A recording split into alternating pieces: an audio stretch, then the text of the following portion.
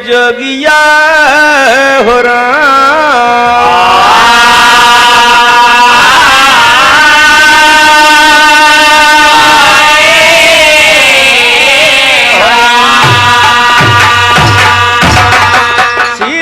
कृष्ण जी का मित्र सुदामा भैया, लेकिन मिलने के गईलन एक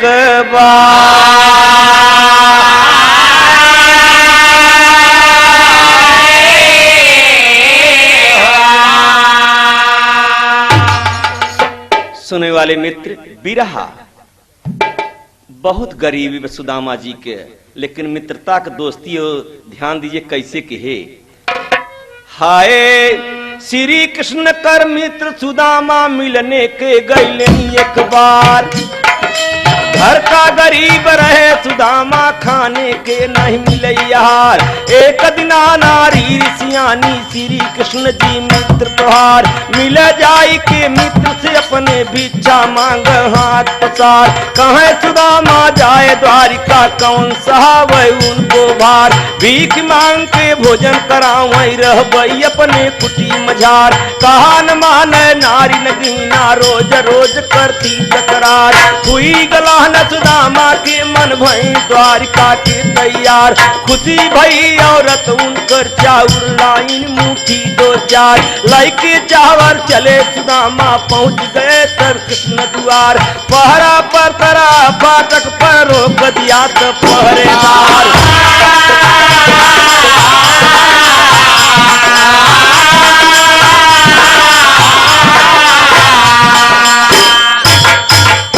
सुदामा जी की जब सिपाही रोक दे तो सुदामा जी सोचत हैं कि हम हरकत रहे औरत से अपने के हम न जाब, लेकिन कहना है सिपाही लोग कहते हैं कहाँ से अइले बभना, पहरेदार कहा उस बार कहाँ से अइले बभना।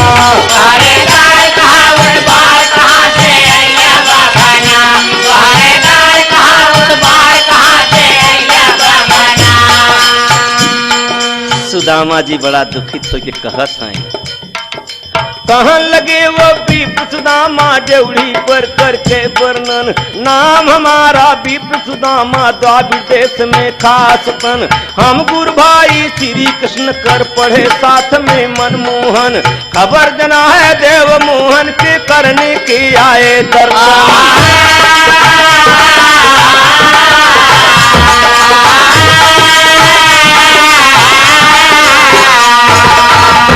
सिपाही सुनते चल दे दरबार लगावा कृष्ण भगवान का।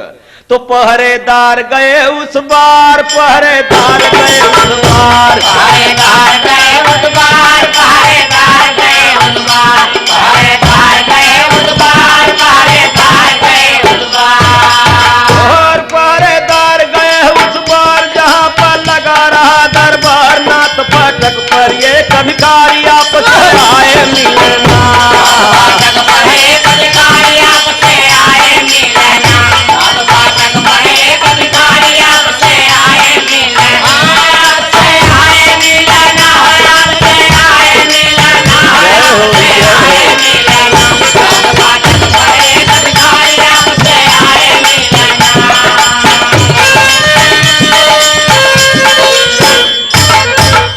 दरबार चलता, विचार चलता।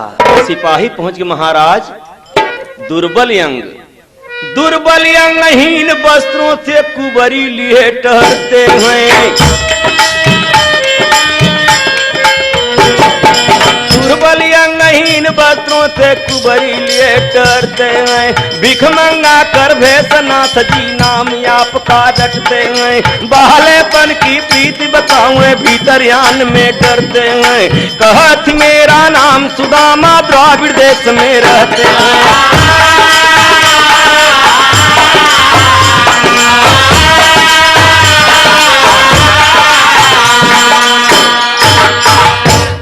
पुरानी बात ही बदे पेश होता कि जरा दोस्ती पर ख्याल करें कि दोस्ती कैसे निभाई जाता। भगवान सब पंचायत दरबार छोड़ दे। वाह भगवान सुना सुदामा नाम, भगवान सुना सुदामा नाम,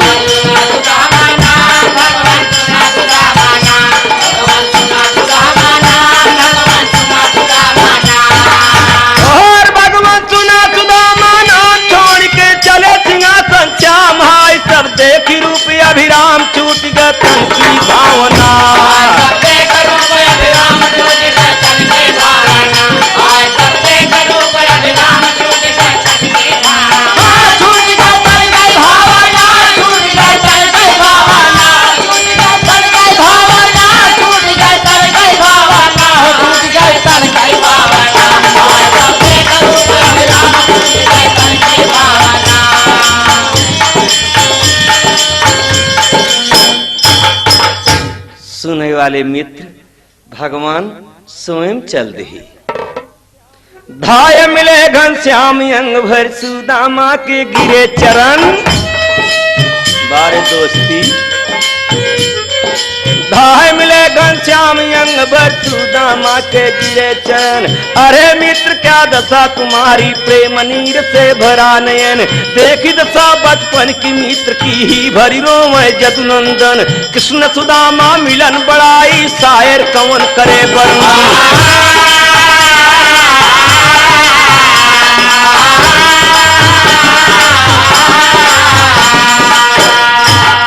भैया तो जिस दम भीतर गए लियाई, जिस दम भीतर गए लियाई।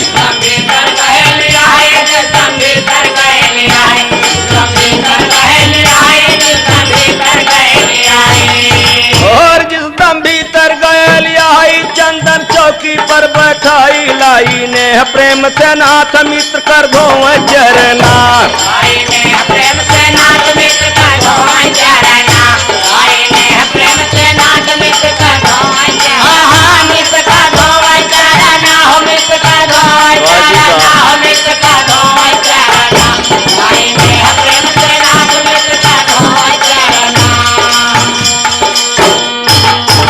बाबू साहब चरण धोवत हैं स्वयं भगवान गरीब का। चरण धोए चरना मृतलीना महलों में छिड़काई।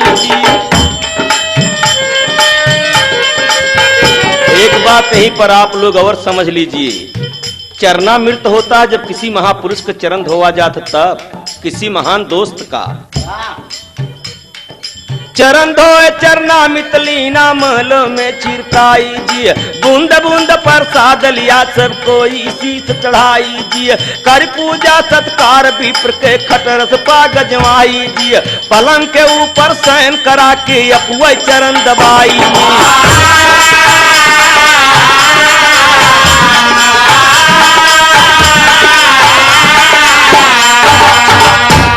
बड़े मधुर मधुर में बात होता। दूनो जने लगे बतियाई, दूनो जने लगे बतियाई।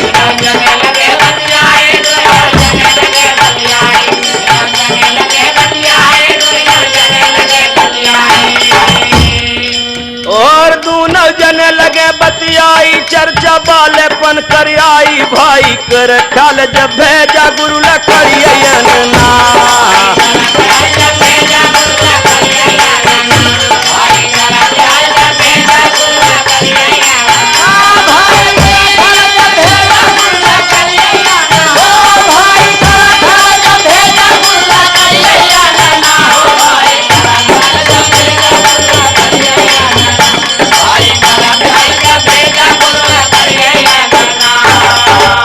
बाबू साहब बड़ी बारीकी चर्चा होता कि एक समय में गुरु महाराज जब मास्टर भेजे लकड़ी तोड़ने के लिए, तो आप चना चबात रहे। हम पूछा भैया का खात है, तो कहे मारे ठंडक के मारी हमार दांत किटकिटाता।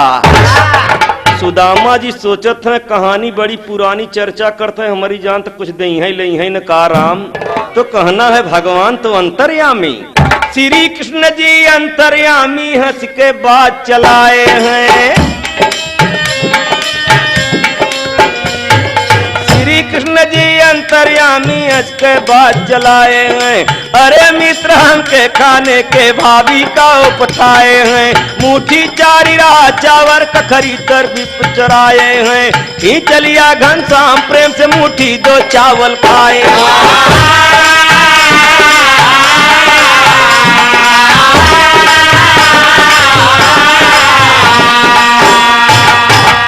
कन्हैया पाँव मिजत के मिजत तब से जबरदस्ती दुई मुट्ठी चाउर छोड़ के जब खात हैं, इतने में रुक्मिणी देखत हैं। तीसरा मुट्ठी जब खाए के चक्कर पर तब रुक्मिणी से नहीं बर्दाश्त होता। जब तीसरी का किए विचार, जब तीसरी का किए विचार,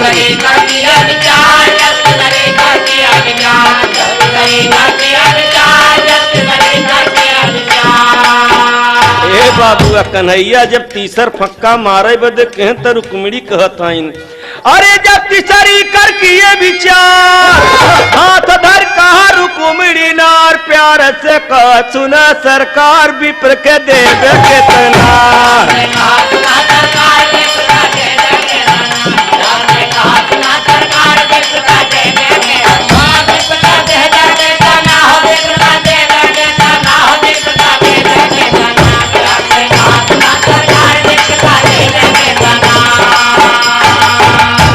अरे मालिक दो मुट्ठी खाए पर दो लोग कमाया पहुंचत रातों रात कारीगर सोना चांदी धन दौलत नौकर चाकर हाथी घोड़ा सब पहुंचत हैं और यार सुदामा जी के मन लटक गवा के मार रास्ता के चाउर ले रहे छोड़ के खाएं द कन्हैया तो कन्हैया कहत है कि मन लटक गवा भैया कहत हैं करे मधुरी जबानिया से अरे देखले कन्हैया भैया बोलन भैया बोलन कैसे बाटी भाऊजी हमार भैया बोलना कैसे बाटी भाऊजी हमार भैया बोलना कैसे बाटी भाऊजी हमार भैया बोलना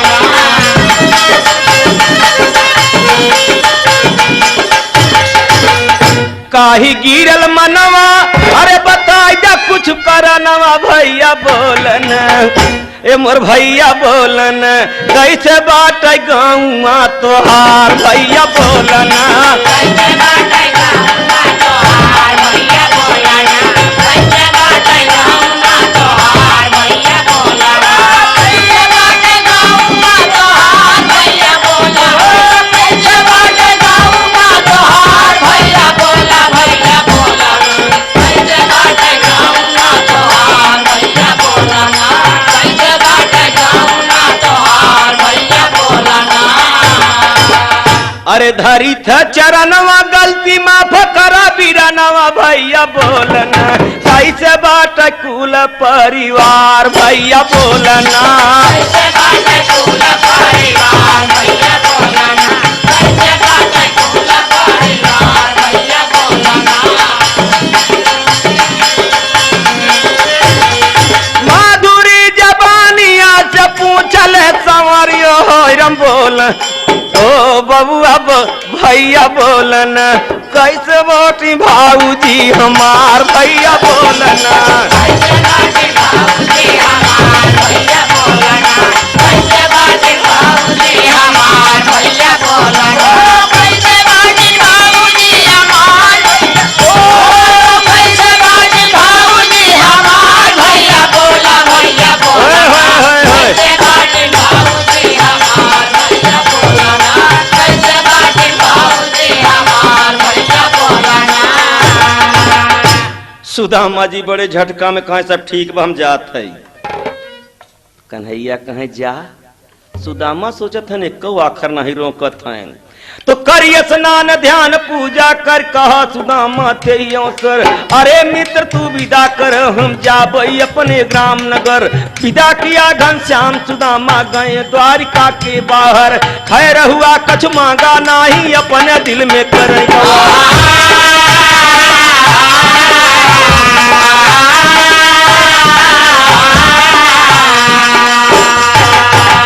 राम हो राम हम कहत रहे अपने औरत से कि हम न जा आन का दूध दहो छोड़ छोड़ खुदे खात रहन हमके का दे ही सोचत विचारत की दुखित होत की चला जात हम भी रहा कहत हैं हाय ऐसे करत गुना ना चली भैले ना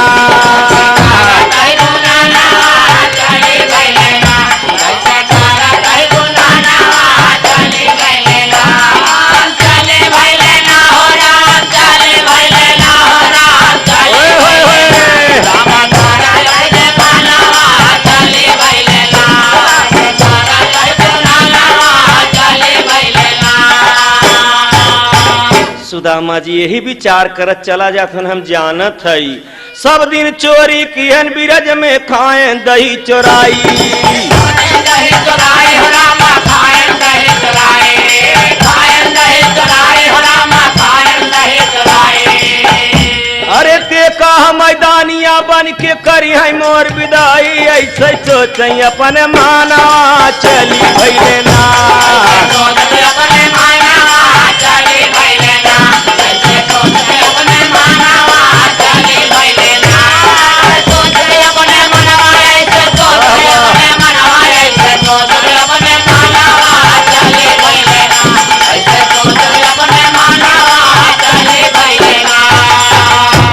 बिरहा बड़े मजे की बात है, अब फंसता।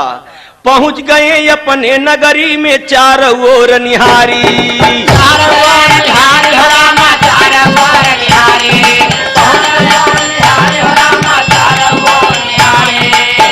अरे बाप रे बाप, पता नहीं कहाँ का जबरदस्ता राजा आए कि बिना पूछे जांचे हमार कुरिया मड़ई हटाई के सुंदर से मकान बना लिया, कहीं अच्छी कोठी बना लिया।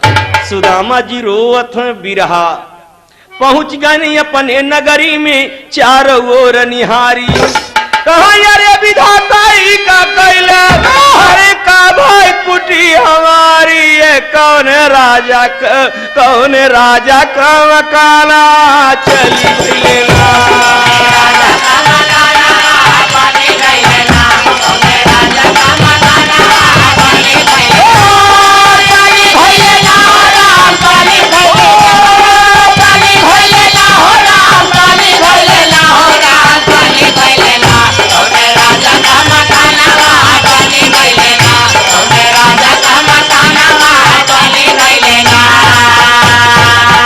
सुदामा जी रोवत हैं, चारों तरफ मकान का घूम कुटिए कुटी पुकारी।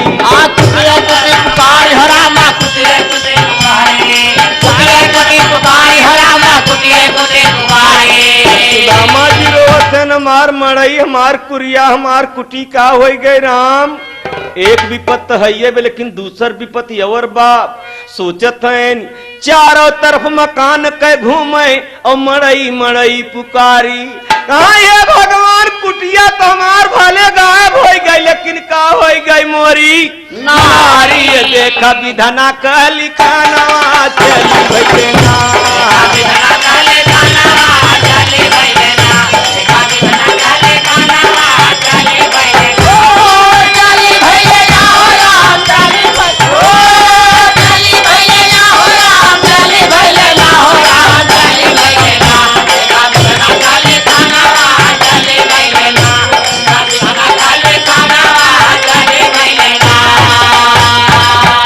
बाप रे बाप, कुरिया मड़ई बोले हमार लाई गए, भले जबरदस्ती बोले हमार में हरारू का हो गए।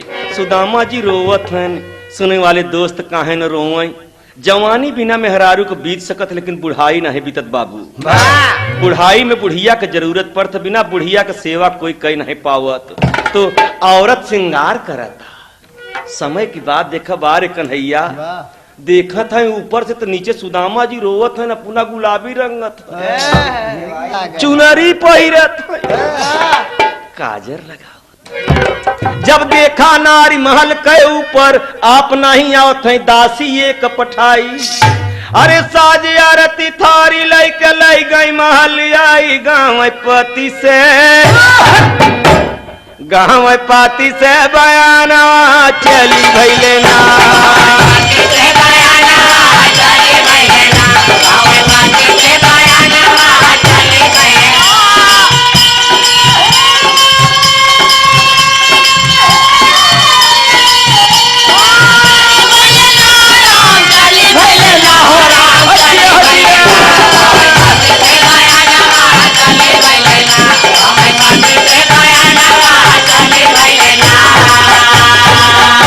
सुदामा जी डरात है, नौकरानी कहे महाराज ये आपका मकान। हाँ मेरा मकान तो नहीं है, कहे चल भीतर तो चल पहले। अब रंग बेरंगी सखी सहेली तमाम लोग देवतन के औरतन आए हैं देखे बदे। सुदामा जी कांपत है, डरात है, कहूँ फसत तो नहीं है अंत। तब महारानी जी आए के सुदामा जी के दुल्हन आरती उतारत है, पांव छुअत है, कहना है गीत होता कि ये सुदामा जी पूछत हैं देवी अपने औरत से महारानी, कितना भाव से कहत हैं। तोहरी तब कि नहीं डांट के नहीं कहते थे, गांव बहुत जने मेहरा कहते का भरे नहीं, बड़े प्यार से कहते हैं देवी ये का भवा। तो गाँव नहीं होता कहीं ई सब लीला खेले नंद के ललनावा गजब निकला गाई हो।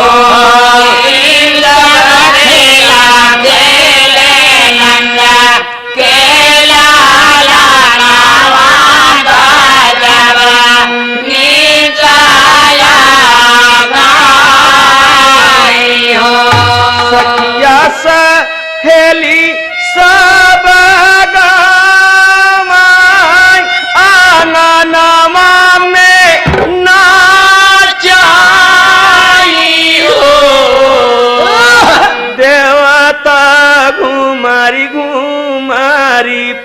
भइल बरसामय भवनवा निकला गई हो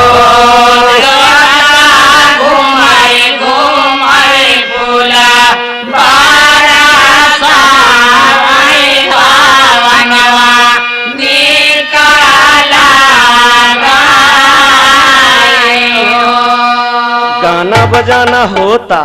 सुदामा जी के जब नींद लागत तो लोग कहते हैं जगाए दे, कहे तो काल्हे के आए हैं जगत ही नहीं, कहे का कहे गोइया सजवाई के सोवाई मोर दूल्हवा जगाए नाही जागई बोलाए नाही बोलाई हो गोइया सजवाई का सोई मोर दूल्हवा जगाए नाही जागई बोलाए नाही बोलाई हो। सुदामा जी जब जागत हैं तो एक नई बहार आवता। अरे सब जय जयकार बोला कान्हैया का गुना गावै सांवरिया का गुना गामाई हो हे तरनिया चरे से बेनिया डोलावै गजब निकल गई हो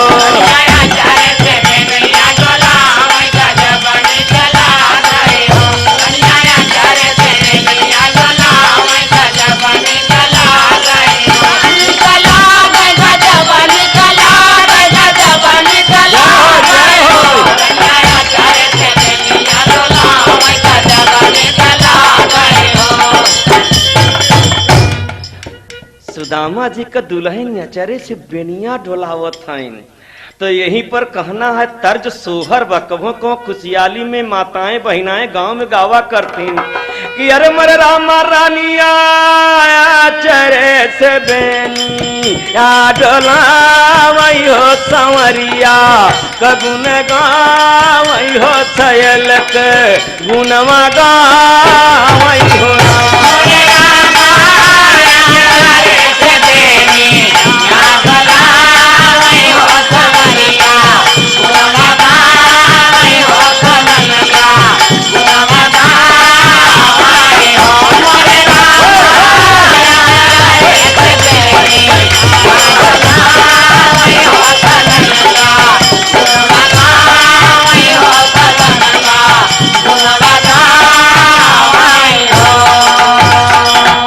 वाले दोस्त समय बदल गई गीत गाँव नहीं होता करत कहाँ है सुदामा जी के दुल्हन अरे मर रामा रनिया रही रही पिए री रंगावई अरे राम चूना री रंगावई हो सकिन के पाहिना वही होना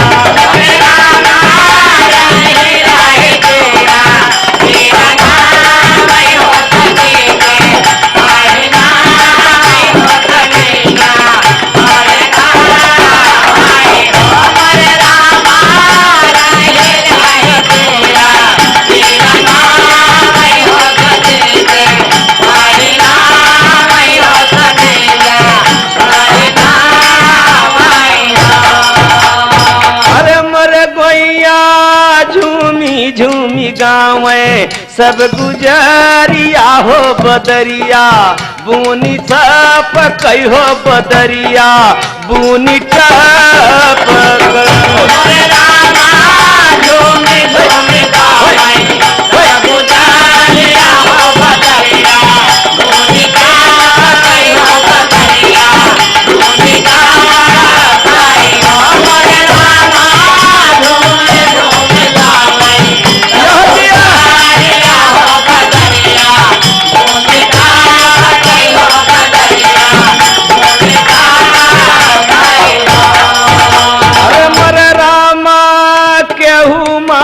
हाथे कंगनवा केहू ना के कझुलनिया केहू ना के कझुलनिया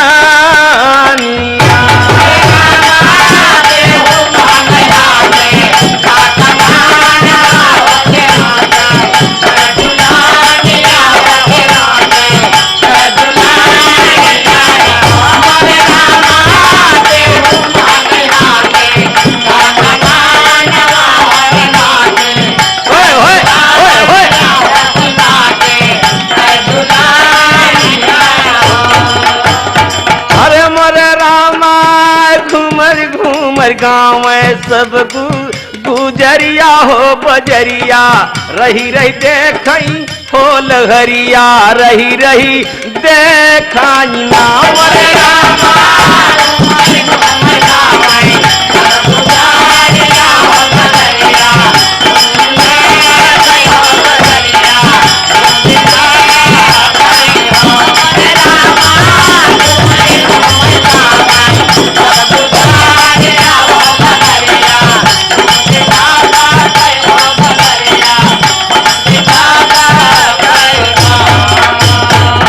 सुनने वाले दोस्त कन्हैया आए सारा खेल देख कर चला गए तो लोग गौनई में गाए कहे कैसे बोला कहे बसूरी के धुनी में बोलाए रे मोरे कृष्ण कन्हैया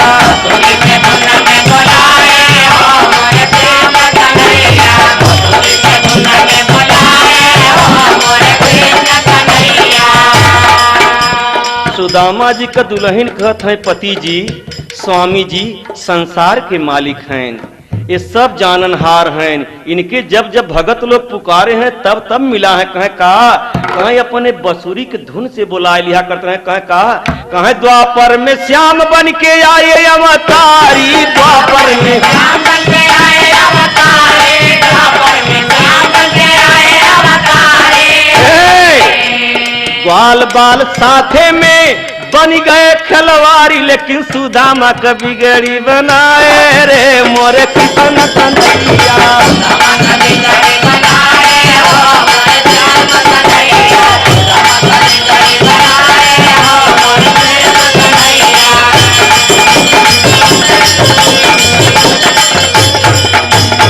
अरे हाँ कौरव अभिमानी का मिटाए अभिमनवा और द्रौपदी के चीरिए बढ़ाए रहे सबके समनवा यही ते हैं पांडव से राज करो रे मोरे कृष्ण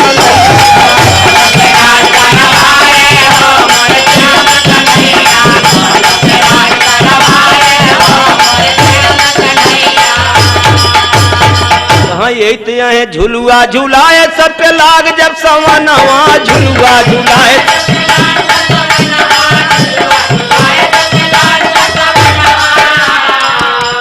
गीता यही दोहराए रे मोरे कृष्ण कन्हैया